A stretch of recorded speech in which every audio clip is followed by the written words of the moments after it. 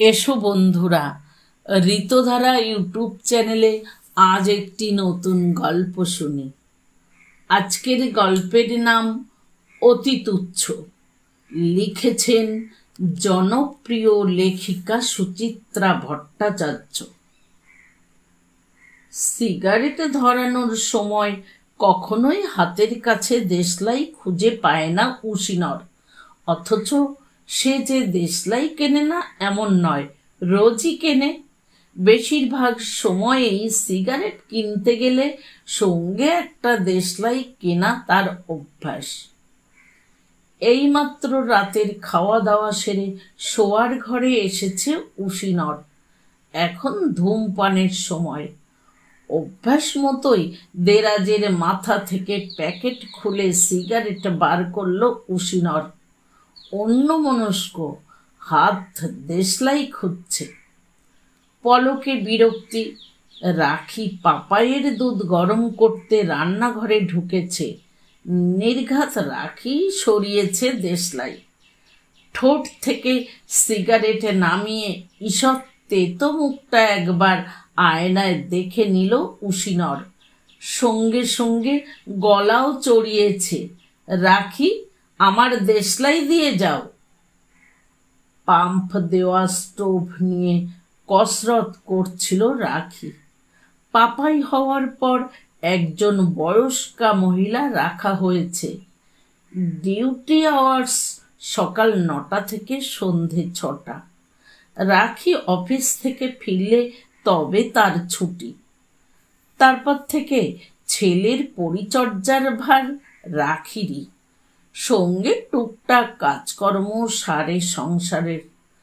রাতের রুটি করা, কাঁচা জামা কাপড় ইস্ত্রি, পরদিন সকালের জন্য কুটনো কুটে রাখা, মশলা বের করে রাখা। সজোরে হাওয়া কাটা সৌ শব্দ ছোটাছুটি করছে রান্নাঘরে। রাখি উশিনরের ডাক শুনতে পেল না। পেলেও বুঝি তার উত্তরও দেওয়ার স্পৃহা নেই। উশিনর গটগটিয়ে রান্নাঘরের চৌকাঠে এলো। কি হলো? আমার দেশলাই কই? হাতা দিয়ে আলতো করে দুধ নাড়ছে রাখি। উদাস জবাব দিল, সে তো তোমারই জানার কথা। তুমি স্টোভ জ্বালালে কিসে? জ্বালিয়েছি, রান্নাঘরে দেশলাই আছে। মোটেই না, ওটাই আমার দেশলাই। কখনো না, আমি গণেশের মাকে দিয়ে আনিয়েছি। তোমার জ্বালায় বাড়িতে দেশলাই রাখার জো আছে? রাখি স্টোভের আওয়াজের সঙ্গে গলা মেলালো। কর্মরত রাখিকে আর কি তাতানো উচিত হবে? উশিনর গলা নরম করল। ঠিক আছে, তোমারটাই দাও আপাতত। স্টোভ থেকে আগুন নিয়ে নাও। রাখি আঁচলে ধরে সসপ্যান নামালো। কাঠি বেশি নেই, কাল সকালে লাগবে। অগত্যা এক ফালি কাগজি ভরসা। মুখে আগুন নিয়ে উশিনর ফিরল ঘরে। বিছানায় শুয়েছে টান টান। ধোয়া মাথায় যেতেই আশ্চর্য সুখানুভূতি। চোখ বুঝল উশিনর। সন্ধে কেনা দেশলাইটা গেল কোথায়? সিগারেটের দোকান থেকে কোথায় কোথায় যেন গিয়েছিল। উফ, ক্লাবে তো আজ যায়নি, সুতরাং আড্ডায় ফেলে আসার চান্স নেই। গিয়েছিল অচিন্তদের বাড়ি। ওখানে আধ ঘন্টাটাক বসেই বাজার। অচিন্তদের ওখানেই কি তবে ফেলে এসেছে? তাই বা কি করে হয়? অচিন্ত গোটা দুয়েক সিগারেট খাইয়েছিল, দুবারই লাইটার জ্বালিয়ে। বাজারের রঘুনন্দীর দোকানে পাপাইয়ের বেবি ফুড কিনেছিল। সেখানে সিগারেট ধরিয়েছিল কি? বোধহয় ধরিয়েছিল। বাজার থেকে বেরিয়েই হঠাৎ তপতির সঙ্গে দেখা। সুদর্শন সুউপায়ী বর আর ফুটফুটে মেয়ের হাত ধরে বাস স্টপের দিকে ধাবমান তপতি। সম্ভবত দিদির বাড়ি এসেছিল। দেশলাইয়ের ভাবনা থেকে তপতিতে ডুবে গেল উশিনর। কলেজে তপতির ওপর বেশ দুর্বলতা ছিল উশিনরের। ক্লাসরুমে চোখে হারাতো। কি দেখতে ছিল তখন তপতি! রাজহাঁসের মতো গায়ের রং, দোহারা চেহারা, মোম পালিশ করা হাত পা, কোমর অবধি ঢেউ ঢেউ চুল, সামান্য গোল মুখ, চিবুকের কাছে গভীর খাজ, আর 5টা ছেলের মতো উশিনরের সঙ্গে সমানভাবে মিশত তপতি। তবু যেন উশিনরের মনে হতো তপতি তাকেই বেশি চায়। মনে হলেই শরীর জুড়ে আলী আকবরের শরৎ। হৃদয়ের কথা তপতিকে বলা যায় কি যায় না স্থির করার আগেই ঝুপ করে বিয়ে হয়ে গেল তপতির। আজ রাস্তায় উশিনরকে দেখে তপতি হই হই করে উঠেছিল। কিরে, আছিস কেমন? বিয়ে থা করেছিস শুনলাম। কি হয়েছে, ছেলে না মেয়ে? তপতির বর ভদ্রলোকটির সঙ্গে আগে একবার আলাপ হয়েছিল উশিনরের, কিন্তু তার নামটা কিছুতেই তখন মনে এলো না। এই এক দোষ উশিনরের, ছোট্ট ছোট্ট ব্যাপারগুলো এমন বিশ্রীভাবে ভুলে যায়। ওই দেশলাইয়ের মতোই। ঠোঁটে অমায়িক হাসি বুলিয়ে ভদ্রলোক 555 বাড়িয়ে দিয়েছিল। ওখানেই কি উশিনর দেশলাই বার করেছিল? ধুত, তপতির সূর্যদেব তো মিউজিক লাইটার দুলিয়ে আগুন নাচাচ্ছিল তখন। তপতি উশিনরকে শুনিয়ে বলেছিল, আর বলিস না, ওর গাড়িটা পরশু থেকে খারাপ হয়ে আছে। এত রাতে কি ট্যাক্সি পাওয়া যাবে?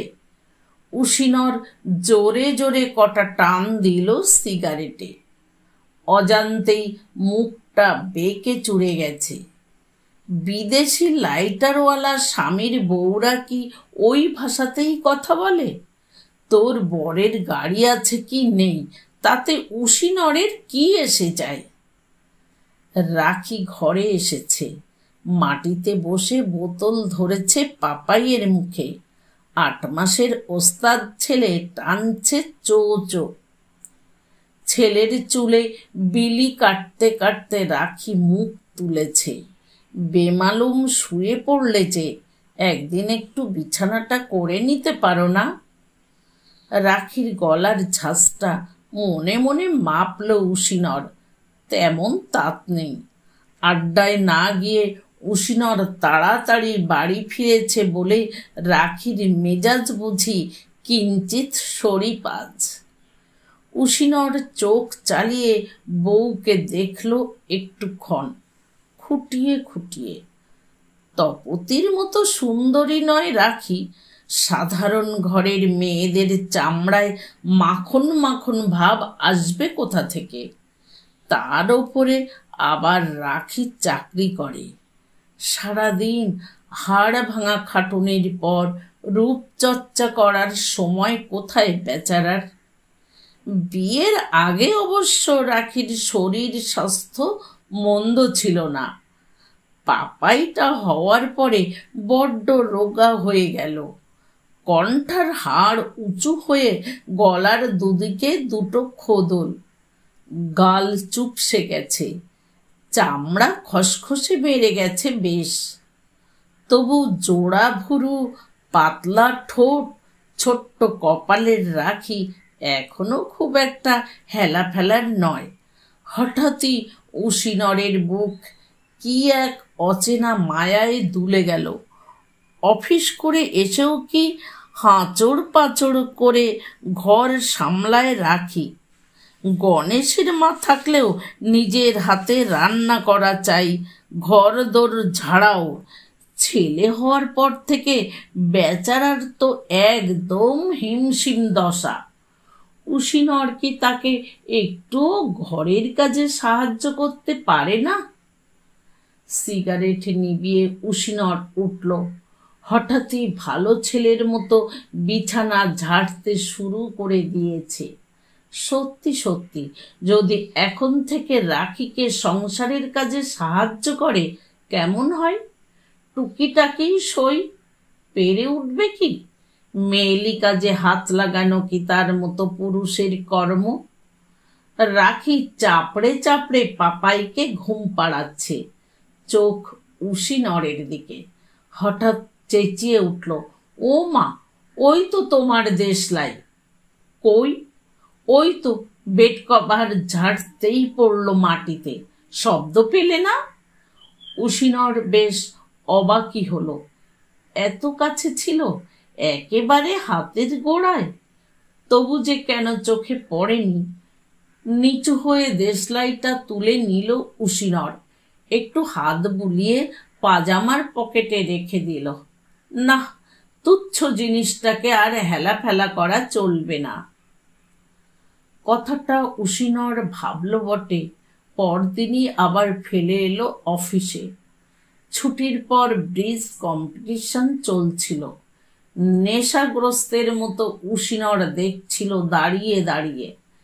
তখনই কে যেন চেয়ে নিয়েছিল।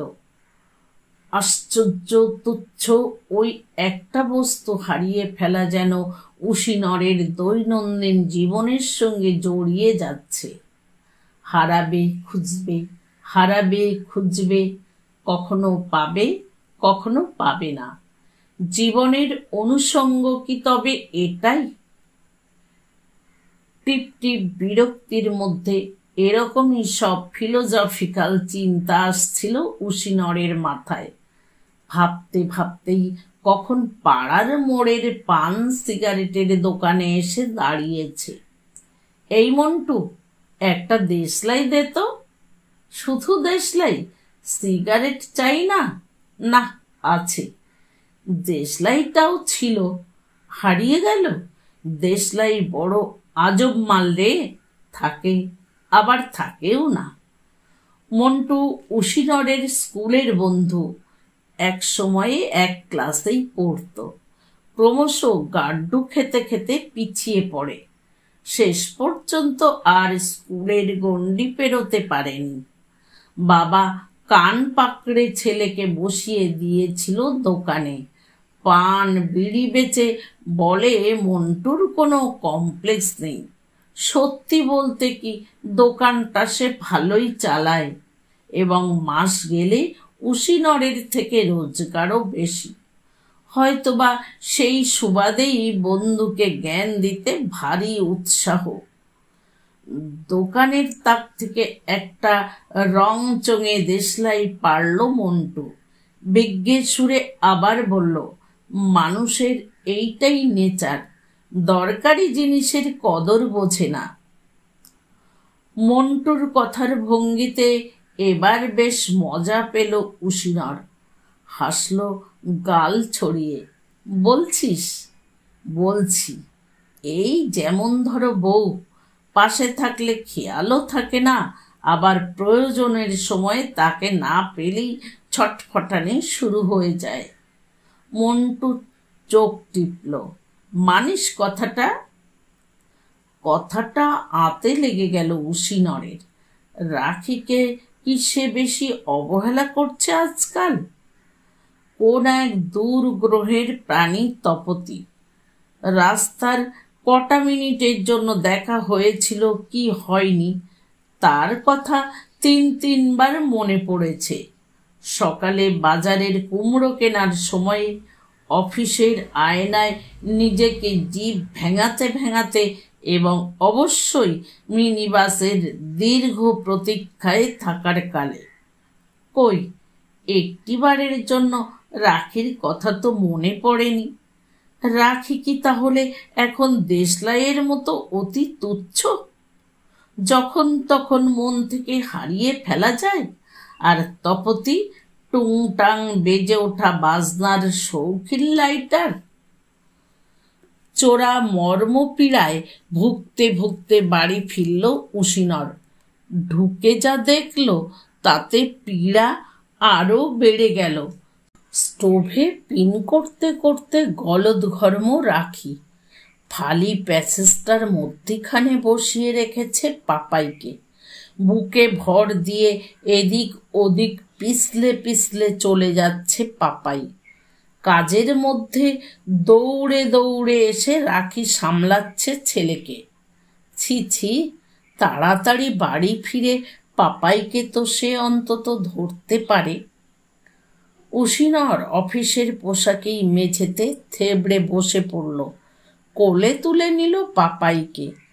বাঁধো বাঁধো গলায় বলল, স্টোভটা খুব প্রবলেম করছে না? প্লিজ ঢঙের কথা বলো না। রাখি ঝনঝন করে উঠল। কদিন ধরে একটা নতুন স্টোভ কেনার কথা বলছি, মনে থাকছে কারুর?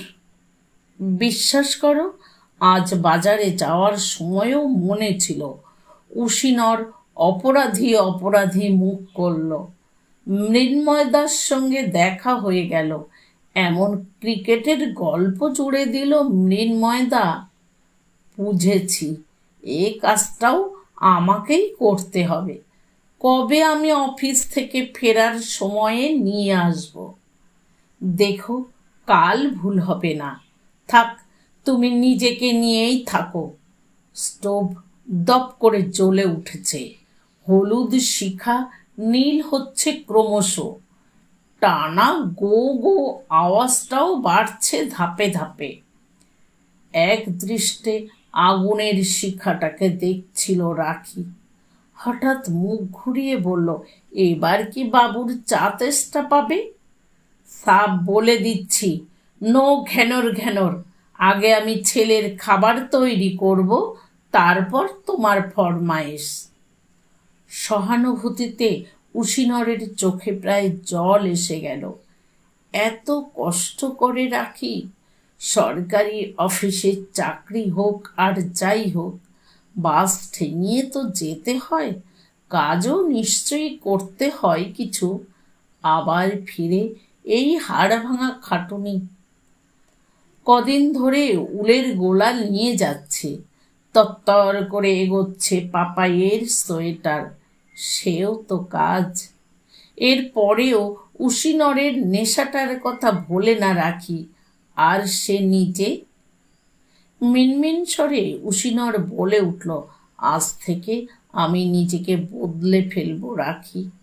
রাখির চোখ সূচের মতো সরু হয়ে গেল। কিরকম? তোমার সব কাজে আমি হাত লাগাবো। ঘর ঝাড়া, ইস্ত্রি করা, রুটি বানানো, পাপাইয়ের দুধ গরম। তুমি? রাখির ঠোঁটের কোণে বাঁকা হাসি। চাকি বেলন কি করে ধরতে হয় জানো? শিখব, তুমি শেখাবে।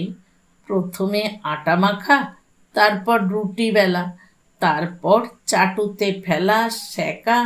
খুব কঠিন কাজ কি? বলতো, আজ থেকেই শুরু করতে পারি। থাক, তোমাকে আর আটা মাখতে হবে না। অনেকক্ষণ অভুক্ত আছি, রাতের খাওয়াটা আমার মাটি করে কাজ নেই। কথার ফাঁকে ফাঁকে হাত চলছে রাখির। পাপাইয়ের ভেজিটেবলস প্রেসারে বসে গেল। টিন থেকে বার করছে আটা। মেপে মেপে 2 কাপ জল ভরল কেটলিতে। টেরচা চোখে তাকালো উশিনরের দিকে। চাইলে একটা কাজ অবশ্য তুমি করতে পারো। উশিনর উদ্গ্রীব স্বরে জিজ্ঞাসা করল, কি? গণেশের মা বালিশের ওয়ার কেচে মেলে দিয়ে গেছে, বারান্দা থেকে তুলে এনে ঝটপট গিয়ে পরিয়ে ফেলতে তো পারো। দারুণ প্রাণিত বোধ করল উশিনর। পাপাইকে রাখির জিম্মায় দিয়েই বড় বড় পা ফেলে ওয়ার নিয়ে সোজা শোয়ার ঘরে। শুরু হয়েছে কর্মবিলাস। 2 মিনিটেই টের পেল কাজটার মধ্যে একটা গোপন রহস্য আছে। না হলে কোনো ওয়ারই কোনো বালিশে খাপ খায় না কেন? হয় ল্যাত ল্যাত করে ঝোলে, নয়তো বালিশেই গলানো যায় না। গণেশের মা অন্য কোনো বাড়ির ওয়ার কেচে দিয়ে যায়নি তো? রাখি দরজায় দাঁড়িয়ে মিট মিট হাসছে। মুরদ বোঝা গেছে মশাই, ওঠো। উশিনর অপ্রতিভ মুখে বলল, হয়ে যাবে, একটু সময় লাগবে, প্রথম প্রথম তো। তুমি নতুন, তা বলে ওয়ারগুলো তো নতুন নয়, ছিঁড়ে যাবে যে। রাখি রহস্যময় কাপড়ের খোলগুলোকে ছিনিয়ে নিল, পটাপট পরিয়ে ফেলছে। তুমি বরং একটা সহজ কাজ করো দেখি, প্রেসার কুকারটা নামিয়ে চায়ের জলটা চড়িয়ে দাও গিয়ে। এই বা মন্দ কি, এও তো সাহায্য করা। উশিনর দ্রুত রান্নাঘরে এলো, জল চড়িয়ে বেরিয়ে আসতে গিয়ে দাঁড়ালো একটু। পাপাইয়ের স্টুটা যদি সে বানিয়ে ফেলে আজ, কেমন হয়? কি কি দিতে হয় দেখেছে তো, নয় কম করেই দেবে। পাপাই তো সত্যি সত্যি স্বাদ বুঝতে পারবে না, বড় হয়ে নিশ্চয়ই মনেও থাকবে না বাবা একদিন একটা কুৎসিত স্টু খাইয়েছিল। উদ্যমী পুরুষের চিন্তায় আর কর্মে ফারাক থাকে না, কিন্তু এক্ষেত্রে কিঞ্চিত সমস্যা দেখা গেল। কুকারের ওপরের ওয়েটটা খুলতেই তীব্র শব্দসহ ধেয়ে এলো বিট গাজরের বাষ্প, সোজা ছুটে যাচ্ছে সিলিংয়ের দিকে। তবে ভাগ্য সুপ্রসন্ন, অদ্দূর পৌঁছল না। ব্রিগেডের ফোয়ারার মতো নেচে নেচে থেমে গেল। উকি মেরে একবার দেখে নিল উশিনর, রাখি কিছু জানতে পারেনি। স্বস্তির নিঃশ্বাস ফেলে কুকারের ঢাকনা খোলার চেষ্টা করল উশিনর। এ কি রে বাবা, খোলে না কেন? যেভাবেই ঘোরাক, যেভাবেই কসরত করুক, কোথাও না কোথাও ঠিক আটকে যাচ্ছে। রাখি খোলে কি করে, লাগাই বা কি কায়দায়? চায়ের জল ফুটে গেছে, কুকার ছেড়ে কেটলিতে খপাত করে এক মুঠো চা পাতা ফেলে দিল উশিনর। চিনি দুধ মিশিয়ে মোটামুটি একটা চা রঙও এনে ফেলল কাপে। রাখির সামনে কাপ প্লেট হাজির, তৃপ্ত উজ্জ্বল মুখ। গর্বিত মোরগের মতো ঘাড় দুলিয়ে উশিনর বলল, করেই আনলাম বুঝলে। অফিস থেকে ফিরে রোজ রোজ তো তুমিই আমায় চা খাওয়াও, এবার থেকে আমি। রাখি মেঝেতে পাপাইয়ের হামাটানা দেখছিল, ঘাড় ঘুরিয়ে বলল, তুমি করলে? হুম, সব পারি। তুমি অফিসে যেতে পারো, আমিও সংসারের কাজ করতে পারি। দেখো, খেয়ে বলো কেমন হয়েছে। চুমুক দিয়ে কি মুখটা বিকৃত হয়ে গেল রাখির। উশিনর ঠিক বুঝতে পারল না রাখি টেরচা চোখে দেখছে উশিনরকে। তেতো করে ফেলেছ, তবে খাওয়া যায়। তেতো হওয়াটা মোর স্টিমিউলেটিং। উশিনর যেন নিজেকেই সান্ত্বনা দেওয়ার চেষ্টা করছে। ইচ্ছে করেই তেতো বানালাম। রাখির চোখ নড়ল না, ভুরু নাচাচ্ছে। আজ কেসটা কি বলতো, হঠাৎ কাজের বাই চাপলো যে। বলেও তো কখনো তোমাকে দিয়ে কুটোটি নাড়ানো যায় না। পকেটে হাত দিয়ে দেশলাইটাকে একটু অনুভব করে নিল উশিনর। বললাম তো, আজ থেকে নিজেকে বদলাচ্ছি, দেখো আর কখনো হারাবে না। কি হারাবে না? বলতে গিয়েও সামনে নিল উশিনর, হেসে উত্তরটা এড়িয়ে গেল। মনে মনে স্পষ্টই বুঝতে পারছিল, মুখে যাই বলুক রাখি আজ খুশি হয়েছে। এইটুকুই তো চেয়েছিল সে, এইটুকু করলেই এত শান্তি। রাতে খাওয়ার সময় অফিসের গল্প শোনাচ্ছিল রাখি, রোজই শোনায়। উশিনরের সে সময় হাই ওঠে। আজ সে একাগ্রমনা, হাসার সময়ে একটু বেশি হাসল।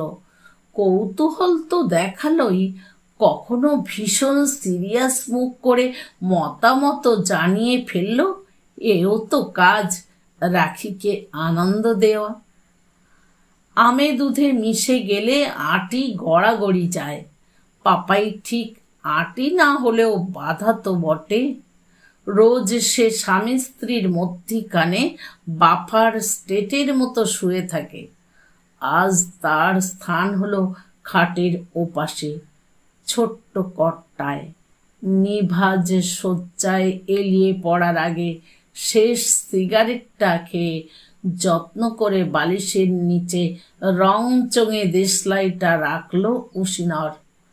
তারপর বিছানায় নীল জ্যোৎস্না এলো, মধু বাতাস এলো, ফুলের সুবাস এলো, নাম না জানা পাখিও ডাকলো কত।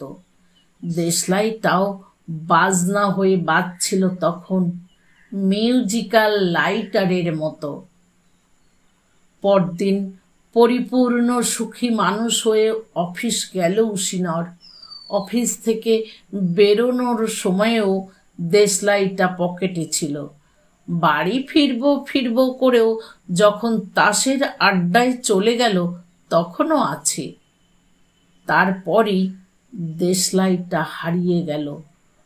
উশিনর যে এখন কি করে